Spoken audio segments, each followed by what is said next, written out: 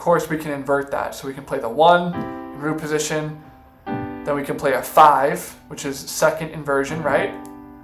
Or the first inversion, because now we have the G up at the top. So C chord root position, 5 would be in first inversion. We could play the 6th in root position, and then we could play the 4 in first inversion. There should be F, A, C, F, right?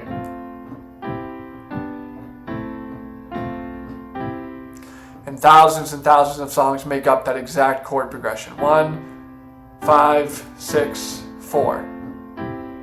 In all different keys, right? We can play that in any key that we want to. If we think of something like, let's do something weird, let's do D flat. So D flat, here's the 1.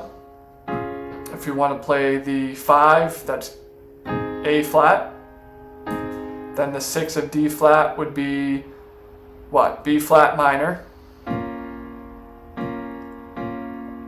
But that's the 6th of it, and then the 4 would be G flat.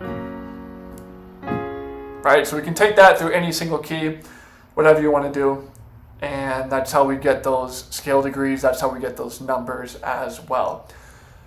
So now that we know, we talked about intervals, we talked about the whole steps and the half steps, we talked about how to name everything, we talked about how to name those 4 major chords, we talked about the inversions, how those are made up, different positions. You can do the half step, whole step, you can also do major third, perfect fourth, right? However you want to think about that in terms of what works for you.